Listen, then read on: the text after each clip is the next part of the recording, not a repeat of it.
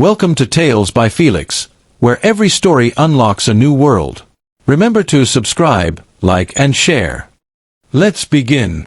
The rain fell in heavy sheets, drenching the sprawling grounds of the Sterling estate, where a sea of black umbrellas bobbed like a somber tide. The funeral of Victoria Sterling, tech titan and billionaire philanthropist, was a spectacle of grief, or so it seemed. Cameras flashed, capturing the mourners. Tech moguls, politicians, and socialites all gathered to bid farewell to a woman who had reshaped the world with her innovations. At the center of it all stood Victor Sterling, her husband, the picture of devastation. His tailored black suit clung to his broad shoulders, a silk handkerchief pressed to his eyes as he dabbed away carefully curated tears. The crowd whispered about his loss, but Victor's gaze drifted, almost imperceptibly, to a woman standing apart from the throng. Bianca Voss, statuesque and striking in a sleek black dress, her blonde hair swept into an elegant chignon, stood beneath a willow tree, her expression one of practiced sorrow. Only Victor caught the glint in her emerald eyes, a silent promise of the opulent future they'd planned. To the world, this was a funeral. To Victor and Bianca, it was a coronation. As the priest's voice droned on about Victoria's legacy, Victor's mind raced with visions of private islands, superyachts, and a life unburdened by his wife's relentless ambition. Victoria had built Sterling Innovations into a trillion-dollar empire, but her death, sudden, tragic, a heart attack at 48, had handed Victor the keys to it all. Or so he thought. "Mr. Sterling, my deepest condolences," a mourner murmured, clasping his hand. Victor nodded, his face a mask of anguish. "She was one of a kind," he replied, his voice cracking just enough to sell the lie. Behind him, a young woman watched from beneath a wide-brimmed hat. Chloe Sterling, Victoria's 24-year-old daughter, stood apart, her dark eyes fixed on her father. Her simple black dress contrasted with the extravagance around her, and her expression was unreadable, save for a flicker of something dangerous. She knew Victor's tears were as fake as the diamond cufflinks gleaming at his wrists. Chloe, darling, an older woman, a family friend, approached, her voice soft. "How are you holding up?" Chloe's lips curved into a faint, unconvincing smile. "I'm fine, Aunt Mara. Mother would want us to be strong." Her words were polite, but her tone carried a quiet edge, like a blade hidden in silk. As the casket was lowered into the earth, Victor stole another glance at Bianca. Their eyes locked, and for a moment, the rain seemed to pause, the world narrowing to their shared secret. Chloe's gaze followed, her jaw tightening. Chloe Sterling moved through the crowd like a shadow, her presence unnoticed by the grieving elite. The rain had stopped, leaving the air heavy with the scent of wet earth and expensive perfume. She stood near a marble angel statue, her hat casting a shadow over her sharp features. At 24, Chloe had her mother's intelligence and her father's charm, but none of his deceit. She watched Victor work the crowd, shaking hands, accepting condolences, his performance flawless. A memory flickered. Victoria, vibrant and fierce, sitting across from Chloe at their kitchen table, a rare moment of quiet in their hectic lives. "Never trust a man who smiles too easily, Chloe," Victoria had said, her voice low, her eyes distant. "They're usually hiding something." Chloe hadn't understood then, but now, watching Victor's crocodile tears, the words burned in her chest. "Chloe, you shouldn't be alone," said a voice, pulling her from her thoughts. It was Ethan, her childhood friend and a junior analyst at Sterling Innovations. His kind brown eyes searched hers, concern etched into his face. "I'm not alone," Chloe replied, her voice steady but cold. "I'm exactly where I need to be." Ethan frowned, glancing at Victor, who was now speaking to a reporter, his face a portrait of noble suffering. "He's laying it on thick, isn't he?" Ethan muttered. Chloe's lips twitched, but her eyes never left her father. "He thinks he's won, Ethan. He thinks Mother's gone, and the empire's his." Ethan leaned closer, lowering his voice. "What aren't you telling me, Chloe? You've got that look, like you know something the rest of us don't." She turned to him, her expression unyielding. "I know everything, Ethan. And soon, so will he." Before Ethan could press further, Chloe's gaze shifted to Bianca, who was now slipping away from the crowd, her phone pressed to her ear. Chloe's eyes narrowed. She remembered the late-night whispers she'd overheard months ago, the way Victor's voice softened when he thought no one was listening. Bianca wasn't just a mourner, She was a predator, circling the spoils. As the funeral ended and the crowd dispersed, Chloe lingered, her fingers brushing the cold marble of the angel statue. Another memory surfaced. Victoria, in her office, her face pale but resolute. "If anything happens to me, Chloe, promise you'll protect what we built." "I promise, Mother," Chloe whispered aloud, her voice swallowed by the wind. The stage was set, and Victor was about to learn that his greatest performance was no match for Victoria's final act. Hours later, in a glittering penthouse overlooking Manhattan, Victor and Bianca celebrated their victory. The city sparkled below, a fitting backdrop for their triumph. The suite was a vision of decadence: crystal chandeliers, gold-trimmed furniture, and a table laden with caviar and cristal. Victor, now in a silk robe, raised his flute, his grin wolfish. "To us," he said, his voice thick with satisfaction. "To a future where we answer to no one." Bianca clinked her glass against his, her laughter bright and sharp. "To billions, darling. And to Victoria, for making it all so easy." They collapsed onto a plush velvet sofa, their laughter echoing off the walls. Victor traced a finger along Bianca's jaw, his eyes gleaming. "She never saw it coming, did she? All those late nights at the office, all those heart problems. She thought she was untouchable." Bianca smirked, sipping her champagne. "You played it perfectly, Victor. The doting husband, the grieving widower. Oscar-worthy, really." He leaned back, smug. "It wasn't hard. Victoria was so consumed with her empire, she didn't notice me siphoning off accounts, redirecting funds. And the pills, just a little tweak to her medication." Bianca's eyes widened, a flicker of unease crossing her face. "You didn't tell me that part." Victor waved a hand dismissively. "Details, darling. The point is, it's done. The board's in my pocket, the will's in my favor, and Chloe's too busy grieving to notice." Bianca relaxed, her smile returning. "Then it's ours. The jets, the villas, the life we deserve." Their laughter filled the room, but outside, the city lights seemed to dim, as if the universe itself disapproved. Unseen by the revelers, a figure stood in the shadows across the street, watching the penthouse windows. Chloe, her coat pulled tight against the night chill, clutched her phone, where a single text glowed, from Alastair Finch, "It's time." The champagne might flow tonight, but Victor and Bianca were dancing on a razor's edge. 6 months earlier, Victoria Sterling sat in her sleek, minimalist office, the city skyline framed by floor-to-ceiling windows. At 48, she was a force of nature, sharp cheekbones, piercing gray eyes, and a presence that commanded any room. But tonight, her hands trembled as she held a burner phone she'd found hidden in Victor's desk drawer. The screen displayed a string of messages, each one a dagger to her heart. "Meet me at the penthouse. She's at the gala tonight. The offshore accounts are set. She'll never trace them. I love you, Bianca. Soon, it'll just be us." Victoria's breath hitched, but her tears dried as quickly as they came. She set the phone down and opened her laptop, her fingers flying across the keys. She pulled up financial records, cross-referencing accounts she hadn't checked in years. The discrepancies were subtle but undeniable, millions siphoned off, rerouted to shell companies. Victor's handiwork.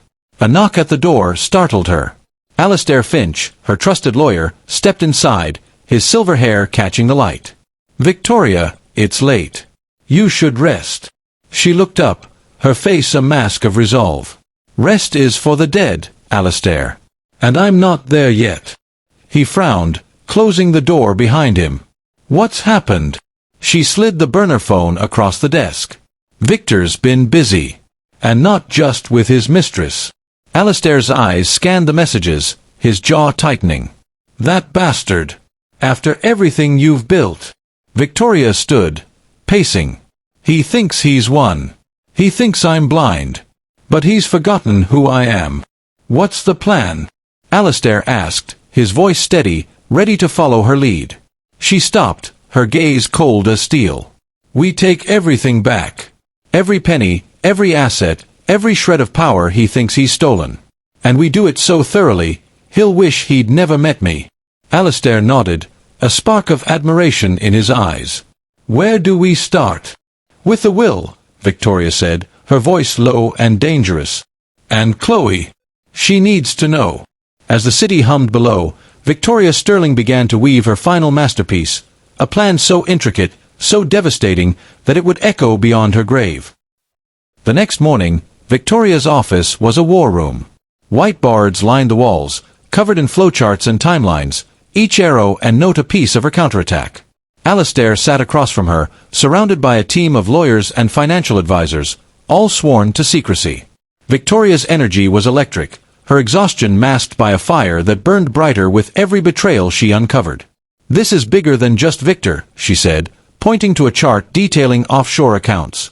"He's been working with insiders, board members, accountants. They think they're untouchable." A young lawyer, Sarah, hesitated before speaking. "Mrs. Sterling, if we move these assets, it'll trigger alerts. Victor might notice." Victoria's smile was icy. "Good. Let him notice. Let him panic. By the time he realizes what's happening, it'll be too late." Alistair leaned forward, his voice calm but firm. "The foundation is the key. If we funnel the assets into the Victoria Sterling Foundation for Global Innovation, it's untouchable. Charitable trusts are ironclad." Victoria nodded. "Exactly.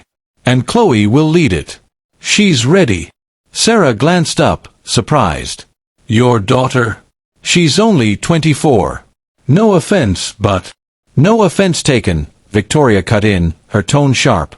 "Chloe's been by my side since she was a teenager. She knows this company better than half the board. And she's the only one I trust to carry this forward." A memory flashed. Chloe, 16, sitting in on board meetings, her sharp questions earning surprised looks from executives twice her age. Victoria had seen her daughter's potential then, and now it was her greatest weapon. "Victor will fight this," Alistair warned. "He'll contest the will, drag it through the courts." Victoria's eyes gleamed. "Let him try. Every loophole, every clause, every signature, it's all airtight. He'll be fighting a ghost, and ghosts don't lose." As the team worked late into the night, Victoria stepped to the window, staring at the city she'd conquered. She thought of Victor's smug smile, Bianca's calculating gaze. They thought they'd outsmarted her. They thought her death would be their victory. They were wrong. The Sterling estate loomed like a fortress, its sleek glass and steel facade reflecting the stormy sky. Inside, 6 months before her death, Victoria Sterling sat across from Alistair Finch in her private study, a sanctuary of dark wood and leather-bound books. The room was lit by a single lamp, casting long shadows across Victoria's determined face. Alistair, her longtime legal counsel, adjusted his glasses, his weathered hands flipping through a thick stack of documents. "This is bold, Victoria," Alistair said, his voice low, almost reverent. "You're rewriting the entire game." Victoria leaned forward, her grey eyes blazing. "Victor thinks he's playing chess, Alistair. He's moving pawns, dreaming of checkmate. But I'm burning the board." Alistair nodded, a faint smile tugging at his lips. At 70, he'd seen his share of corporate battles, but Victoria's audacity was unmatched. "The foundation is a masterstroke," he said, tapping a document labeled Victoria Sterling Foundation for Global Innovation. "Routing your assets through it, billions in trusts, properties, patents, it's untouchable. But Victor will fight dirty." "Let him," Victoria replied, her voice like ice. "Every move he makes will tighten the noose." A knock at the door interrupted them. Chloe slipped inside, her dark hair pulled back, her expression a mirror of her mother's resolve. "You wanted to see me?" Victoria's face softened, but only slightly. "Sit, Chloe. It's time you know everything." Chloe took a seat, her eyes flicking between her mother and Alistair. "About father?" she asked, her voice steady but laced with quiet fury. Victoria slid a folder across the desk.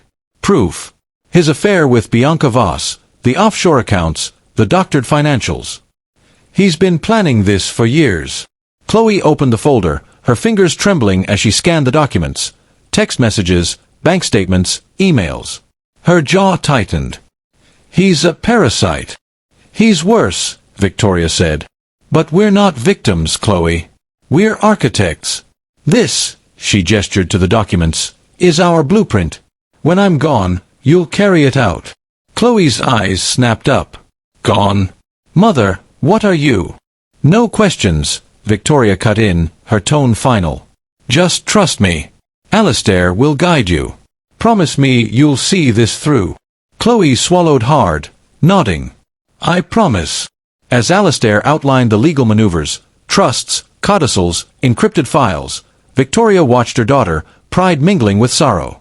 This was her legacy, not just the empire, but the fire in Chloe's eyes. Victor and Bianca thought they'd won. They were about to meet the unbreakable alliance of a mother and daughter scorned. The law offices of Finch & Associates were a cathedral of power, all polished marble and towering windows overlooking Manhattan. Victor Sterling strode through the double doors, Bianca at his side, her crimson dress a stark contrast to the somber suits around them. The reading of Victoria's will was set for noon, and Victor's confidence radiated like heat. He adjusted his cufflinks, flashing a grin at Bianca. We're hours away from owning the world, he murmured, his hand brushing hers. Bianca's smile was feline, her eyes glinting with anticipation. No more sneaking around, Victor. No more pretending. Just us and billions. They entered the boardroom, a cavernous space dominated by a long mahogany table. Lawyers and executors lined the room, their faces neutral, but Victor barely noticed. He was already mentally redecorating his new yacht. Mr. Sterling, Ms. Voss, please take a seat, Alistair Finch said, standing at the head of the table. His bespoke suit and calm demeanor belied the storm he was about to unleash. Victor settled into a leather chair, Bianca beside him, her posture regal. Let's get this over with, Alistair, Victor said, his tone impatient. We all know how this goes. Victoria's fortune, her shares in Sterling Innovations, it's mine. Alistair's eyes flickered with something unreadable. Of course, Mr. Sterling. We'll proceed promptly. Across the room, Chloe slipped in quietly, her presence almost unnoticed. She wore a simple black blazer, her face composed but her eyes burning with quiet intensity. She took a seat in the corner, her gaze fixed on her father. Chloe, Victor said, noticing her at last. You didn't need to come. This is just a formality. Chloe's lips curved into a faint, enigmatic smile. I wouldn't miss it, father. Her tone sent a chill down Victor's spine, but he brushed it off, turning to Bianca with a smirk. Kids, he muttered. Bianca laughed softly, but her eyes darted to Chloe, a flicker of unease crossing her face. She's just grieving, she whispered. Let her have her moment. As Alistair cleared his throat and opened a leather-bound folder, the room fell silent. The air grew thick, the weight of what was coming palpable. Victor leaned back, arms crossed, certain of his victory. Chloe's eyes never left him, her silence louder than any words. Alistair's voice begins, steady and deliberate, the last will and testament of Victoria Sterling. The camera pans to Victor's smug face, then cuts to black. Voiceover, he thought he knew the game. He didn't know the rules had changed. Alistair Finch's voice was a low, measured cadence, each word deliberate as he read from Victoria's will. The boardroom was a pressure cooker, every pair of eyes fixed on him, except Victor's, which wandered to the city's skyline, already dreaming of his next conquest. Bianca sat poised, her manicured nails tapping lightly on the table, a subtle tell of her impatience. And to my beloved daughter, Chloe Sterling, Alistair read, I leave my personal effects, my library, and my eternal gratitude for her strength. Victor snorted softly. Sentimental nonsense, he muttered to Bianca. Get to the good stuff, Alistair. Chloe's face remained impassive, but her fingers tightened around the armrest of her chair. Alistair paused, his eyes flicking to her briefly before continuing. As for the disposition of my estate, including all assets, properties, and controlling shares of Sterling Innovations. Victor leaned forward, his grin widening. Bianca's hand found his under the table, squeezing lightly. This was it, the moment they'd been waiting for. I hereby bequeath the entirety of my fortune, valued at approximately $12.7 billion, to the Victoria Sterling Foundation for Global Innovation, a charitable trust dedicated to empowering female entrepreneurs worldwide. The room froze. Victor's grin vanished, his face paling as if the air had been sucked out of him. Bianca's nails dug into his hand, her breath catching. What? She whispered, her voice barely audible. Alastair continued, unfazed. The foundation will be overseen by a board of trustees, with Chloe Sterling as its chair, effective immediately. Victor shot to his feet, his chair scraping against the floor. This is absurd. There's been a mistake. Victoria wouldn't, she couldn't. There is no mistake, Mr. Sterling, Alastair said, his voice calm but cutting. The will is airtight, notarized, and witnessed. Every asset, your homes, your accounts, your patents, is now under the Foundation's control. Bianca's eyes darted to Victor, her composure cracking. You said this was handled. You said the will was yours. Victor's face reddened, his voice rising. It was. She couldn't have changed it without me knowing. Chloe stood, her presence commanding the room. She did, Father. She knew everything. The words hung like a guillotine. Victor's eyes widened, his mind racing to comprehend the betrayal. The boardroom was a battlefield, the air thick with shock and fury. Victor stood frozen, his hands gripping the table as if it were the only thing keeping him upright. Bianca's face was a mask of barely contained rage, her eyes darting between Victor and Alastair, searching for a way out. This is a fraud, Victor shouted, slamming his fist on the table. Victoria was ill. She wasn't in her right mind. I'll have this thrown out in court. Alastair's expression remained serene, almost pitying. You're welcome to try, Mr. Sterling. But I assure you, every document is legally binding. Mrs. Sterling was of sound mind, sharper than most, in fact, when she finalized this will. Chloe stepped forward, her voice quiet but piercing. You underestimated her, Father. You always did. Victor whirled on her, his face contorted. You knew about this. You let her do this to me. I didn't let her do anything, Chloe said, her tone icy. This was her choice. Her legacy. Not yours. Bianca stood, her heels clicking as she paced. This is ridiculous. Billions gone. To some charity. There has to be a loophole, Alastair. You can't just... There are no loopholes, Ms. Voss, Alastair interrupted, his voice firm. Mrs. Sterling anticipated every challenge. The Foundation structure is impervious to legal contests. You do well to accept that. Victor's eyes narrowed, a desperate edge to his voice. What about me? I'm her husband. I'm entitled to something. Alastair's lips twitched, a hint of satisfaction breaking through his professional demeanor. Oh, there is a provision for you, Mr. Sterling. Mrs. Sterling was quite specific. The room fell silent again, every eye on Alastair. Victor's chest heaved, hope flickering in his gaze. Bianca leaned forward, her breath shallow. Chloe's expression remained unreadable, but a spark of anticipation lit her eyes. Alastair opens the will to a new page, his voice steady. To my husband, Victor Sterling. The camera cuts to black. Voiceover. He thought he'd hit rock bottom. He was wrong. Alastair's voice cut through the tension like a blade. To my husband, Victor Sterling, I leave a monthly stipend of $5,000, an amount I deem more than adequate for a man who contributed nothing but deceit to my legacy. The words landed like a bomb. Victor's knees buckled, and he sank into his chair, his face ashen. 5,000, he whispered, his voice barely audible. That's nothing. That's a joke. Bianca's laugh was sharp, almost hysterical. $5,000? A month? You're telling me we get nothing but pocket change? She turned to Victor, her eyes blazing. You said you had this under control. You said we'd be set for life. Victor's hands trembled, his voice rising. I did. I checked the will. She couldn't have changed it without me knowing. She did, Chloe said, stepping closer, her voice low and lethal. She knew what you were, Father. She knew about Bianca, the accounts, the lies. And she made sure you'd pay. Victor's eyes darted to Alastair, desperation replacing his bravado. This is insane. I'll sue. I'll take this to every court in the country. Alastair closed the folder with a deliberate snap. You may try, Mr. Sterling. But you'll find every avenue closed. Mrs. Sterling was meticulous. She left nothing to chance. Bianca's composure shattered. She stood, knocking her chair over with a clatter. "You idiot!" she screamed at Victor.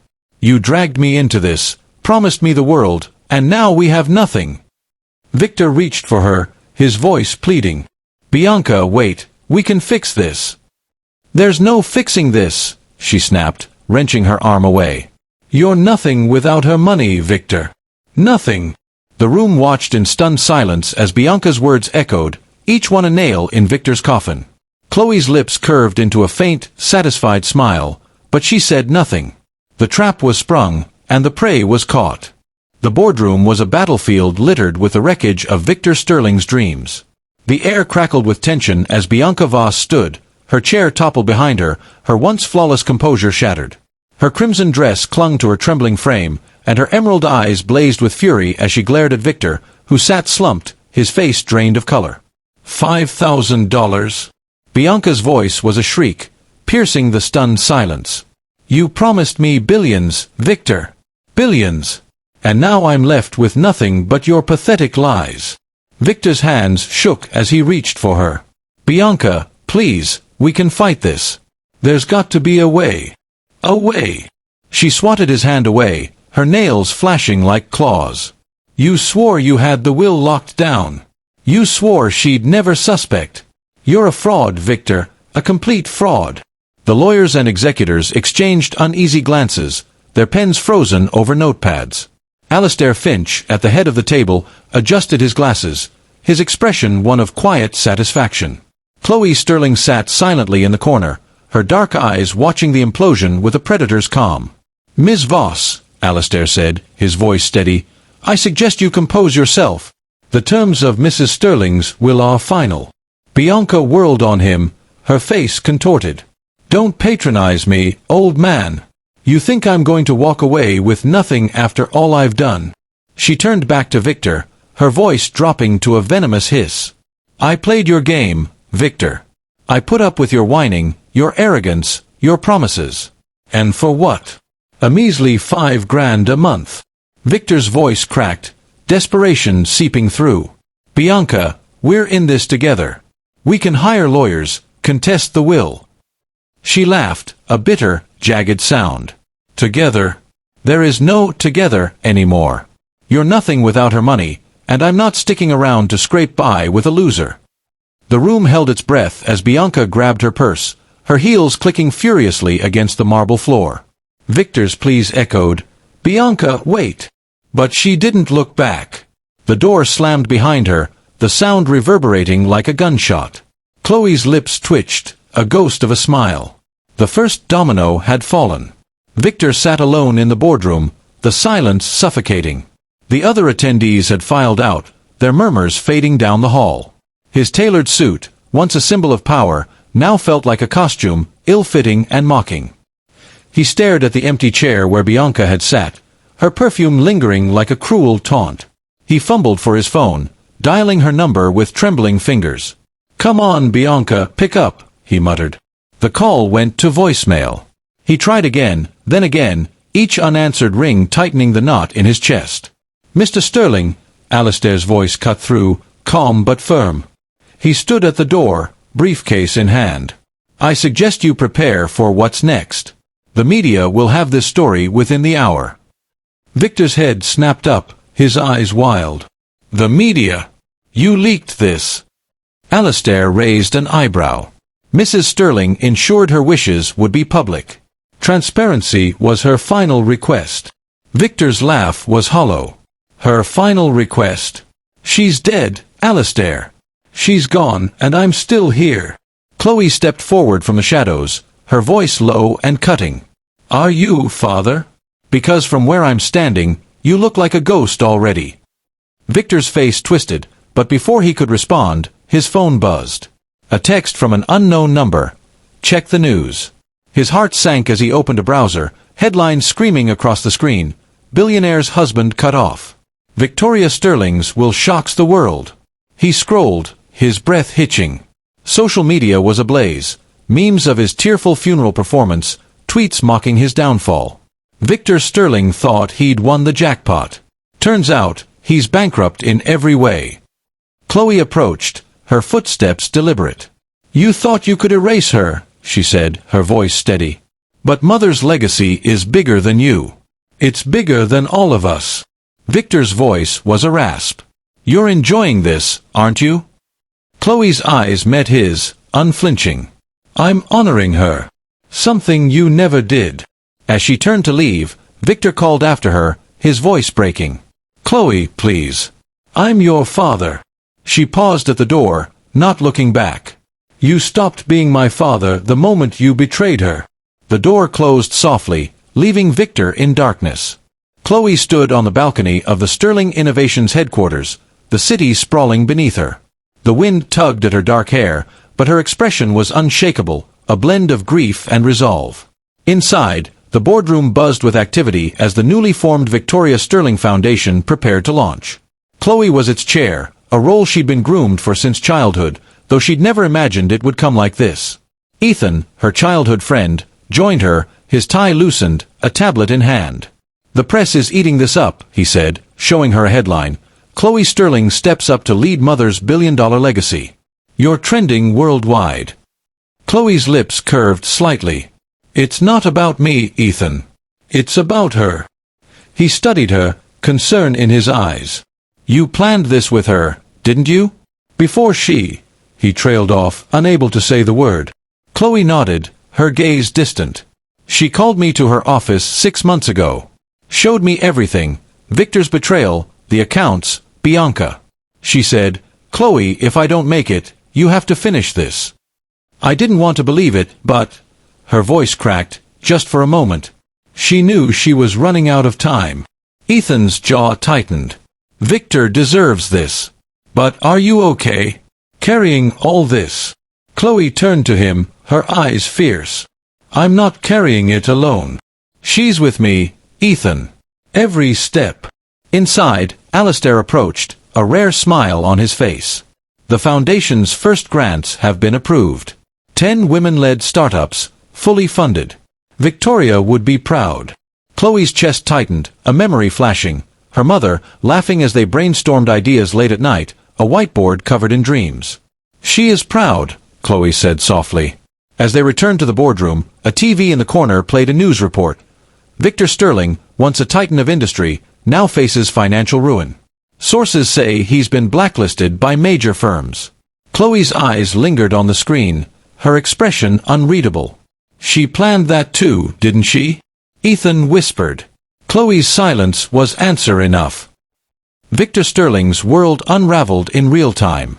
The headlines were merciless, plastered across every news outlet and social media platform. From riches to rags, Victor Sterling's epic fall.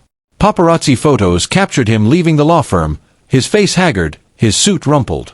TikToks looped his funeral tears, overlaid with mocking captions. Crocodile tears for a crocodile.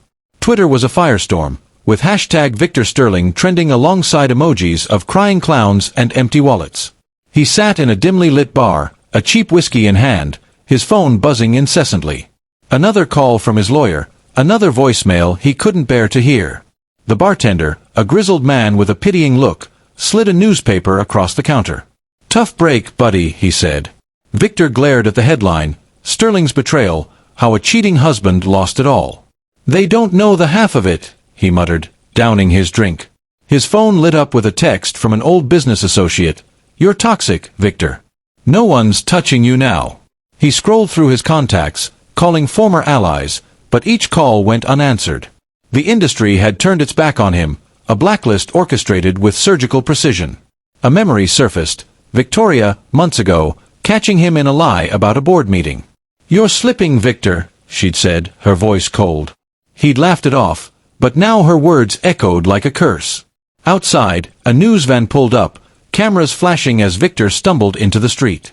Mr. Sterling, a reporter shouted. Any comment on your wife's will? Victor shielded his face, his voice hoarse. Get away from me.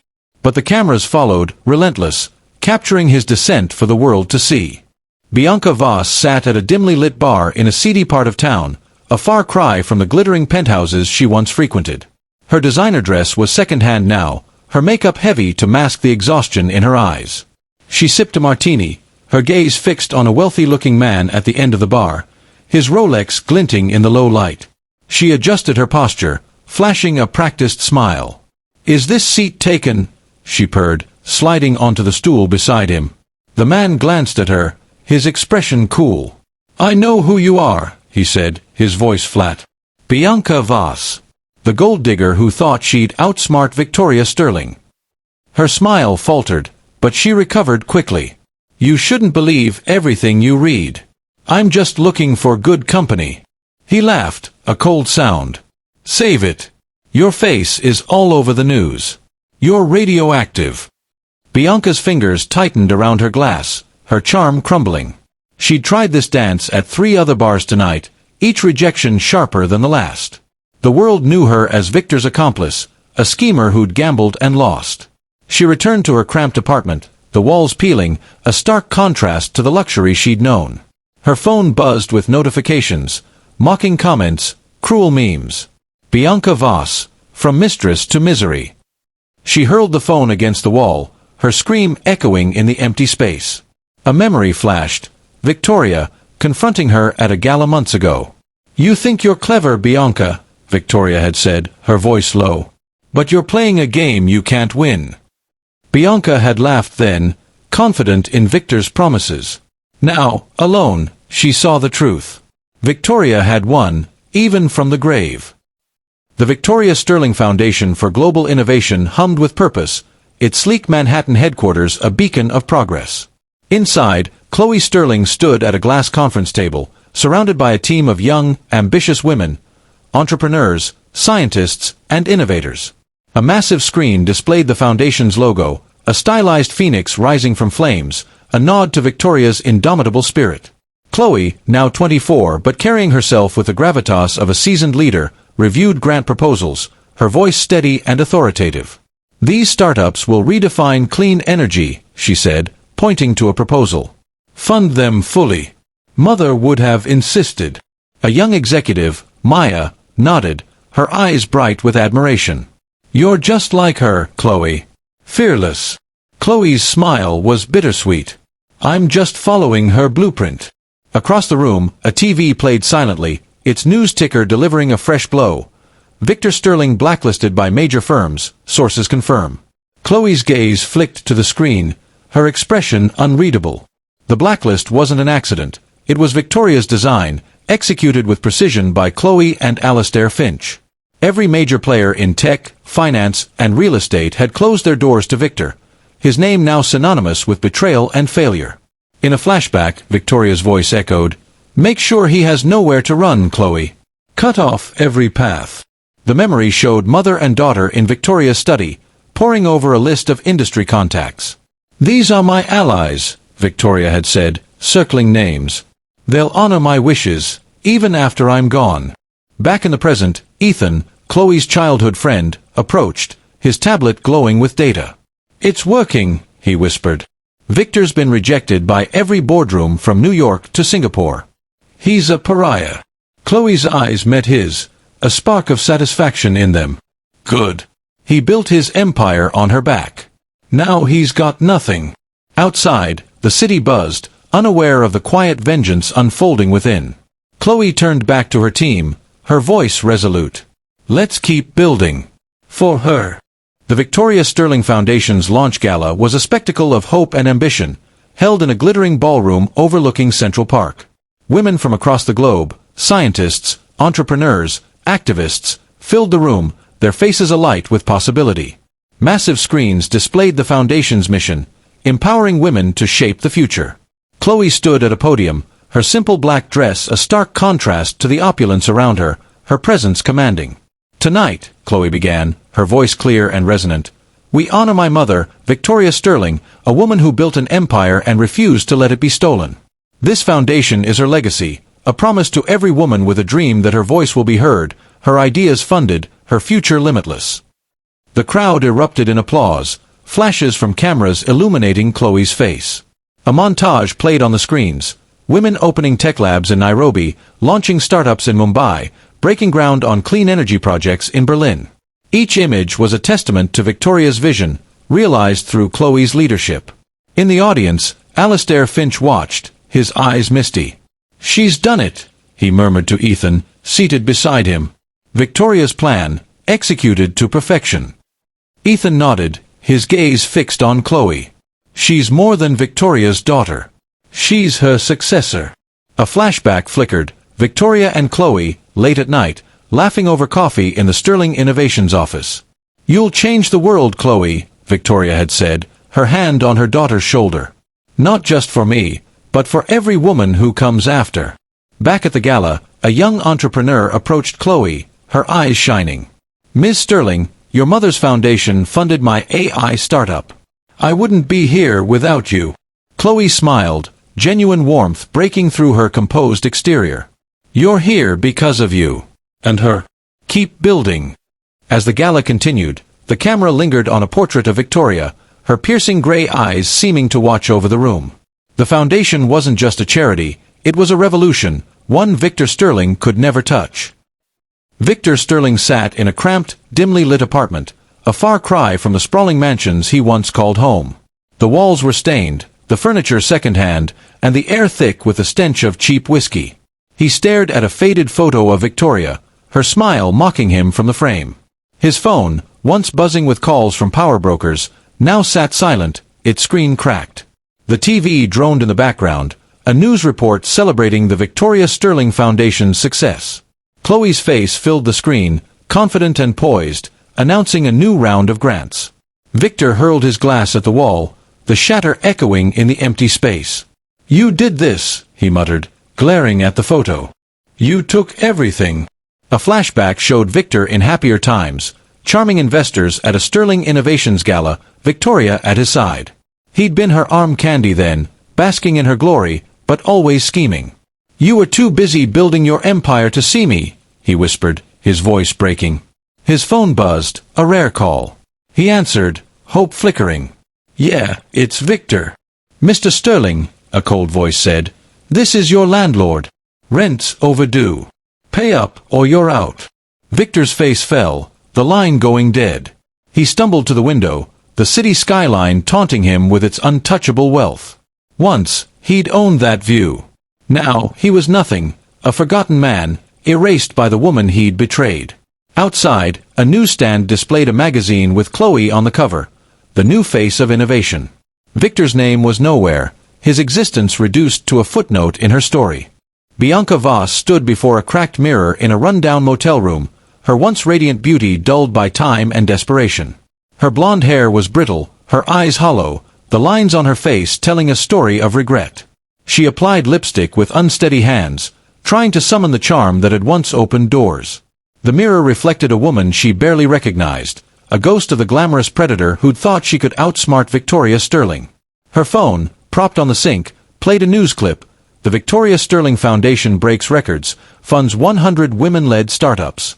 Chloe's voice filled the room, calm and commanding. Bianca's lips twisted into a sneer. "Little princess," she muttered, "playing hero with my money." A flashback showed Bianca at her peak, draped in designer gowns, laughing with Victor in a penthouse suite. She'd believed his promises, seen herself as the queen of a new empire. But Victoria's will had stripped her bare, leaving her to claw her way through a world that now despised her. She grabbed her purse and headed to a dive bar, her last hope for a wealthy mark.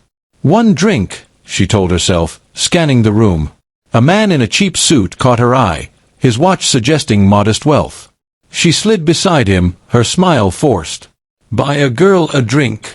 He glanced at her, recognition dawning. "You're that woman from the news. The one who tried to scam the Sterling fortune." Bianca's smile froze. "You've got the wrong idea." "Save it," he said, turning away. "Nobody wants a has-been." She stumbled outside, the rejection stinging worse than the cold. Alone on the street, she saw a billboard for the foundation, Chloe's face beaming down. Bianca's scream was swallowed by the city's noise, her dreams as broken as the mirror in her room. Chloe Sterling stood before a towering portrait of her mother at the Victoria Sterling Foundation's headquarters, the Phoenix logo glowing behind her. The room was quiet, the city's hum muted by thick glass walls. At 24, Chloe had become a symbol of resilience, her leadership transforming her mother's vision into a global force. The foundation had funded thousands of women, its impact rippling across continents, a testament to Victoria's enduring power. Chloe touched the portrait, her fingers tracing Victoria's steely gaze. "We did it, Mother," she whispered, a tear slipping down her cheek. "You won." A flashback montage played, Victoria and Chloe strategizing late at night, Alistair drafting the will, Victoria's final words, "Make them pay, Chloe. Make them see." The images faded to Chloe at the gala, then in the boardroom, her quiet strength growing with each victory. Ethan entered, a proud smile on his face.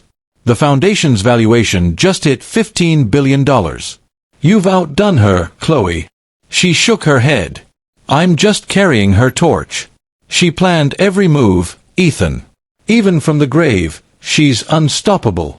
Across the city, Victor sat in his dismal apartment, a shadow of a man, while Bianca wandered the streets, her beauty and ambition reduced to ash. Their downfall was complete, orchestrated by a woman they'd underestimated. Victoria's ghost hadn't just taken back her fortune, it had rewritten their fates. The camera panned to the portrait, Victoria's eyes seeming to glimmer. Chloe's voiceover closed the story, "Greed destroys. Betrayal burns. But true power, true justice, lives forever." The screen faded to black, the Phoenix logo glowing briefly before the credits rolled, leaving viewers with a final message: some legacies transcend life itself. The end.